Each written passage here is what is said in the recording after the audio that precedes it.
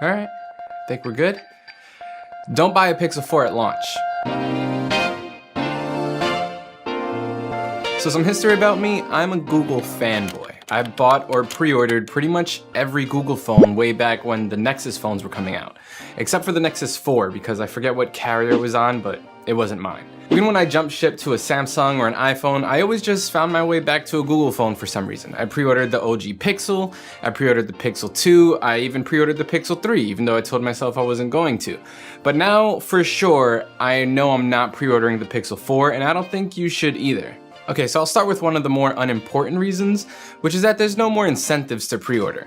Or I guess I should say there's no more good incentives. So if the OG Pixel, anyone that pre-ordered got a Daydream headset thrown in, which was awesome. It was a great way to show off a new platform to the core fan base, or the nerds that were probably gonna be most excited about it anyway. I mean, I still use this thing.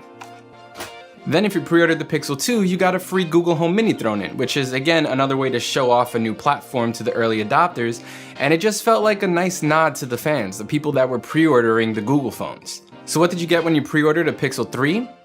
A $50 gift card. Yeah.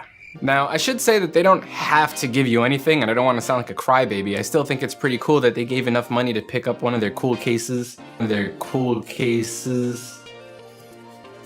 Safe. Or a screen protector, or any other kind of useful phone accessory that I wouldn't have otherwise purchased because it was too expensive. So it was cool that they did that, but it just felt to me like they kind of gave up. Like, when you're going to someone's birthday party and you have no idea what they like or anything about them, what do you give them? A gift card. With the first two Pixels, that wasn't the case. It felt like they knew who their core audience was. And now, maybe because the Pixel 3 is going mainstream, it doesn't feel that way anymore. So the second reason why you shouldn't get a Pixel 4 at launch is probably the most important reason, and that's the deals. So right after the Pixel 3 was announced, aka right after the loyalists pre-ordered ours and started receiving them, Google went ham with the promos.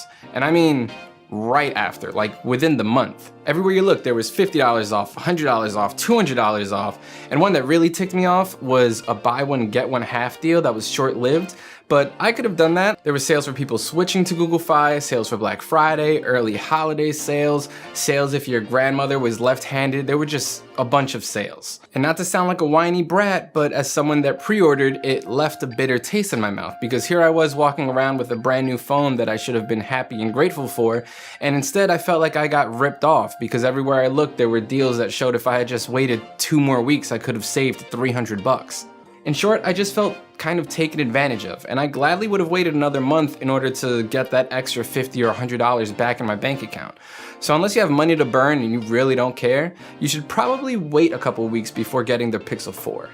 So the last reason you might not want to order a Pixel 4 at launch might not apply to everyone, which is why I left it for last, but that's because the Pixel 3 exists now. The A series of Pixel phones is a thing now.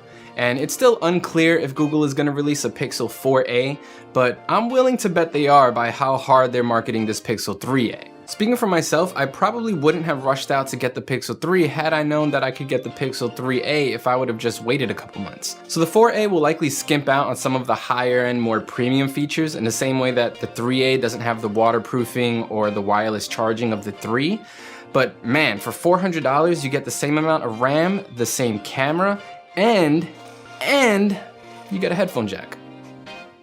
Worth it. Honestly, as someone who spends most of his time here working on our sibling site Sound Guys reviewing headphones, this makes it totally worth it so I don't have to deal with garbage dongles or the trash Pixel Buds. Which yes, I also bought with my own money because I have no self-control. Basically, if I could count on a sub $500 Pixel 4a that has 80% of the features of the Pixel 4, I'm entirely sold. And that pretty much does it for me, guys. Thanks for watching. Let me know down in the comments whether you're going to be pre-ordering the Pixel 4, or if you think it's a good idea to wait a bit, or if you're just not going to order it at all. I'm interested to see what you guys think. As always, subscribe to the YouTube channel if you haven't already. Hit the notification bell down there so you'll know every time we upload a video. And make sure to check out the podcast. I'm sure it's linked somewhere in the description. I'm Adam Molina. Keep it locked because we are your source for all things Android.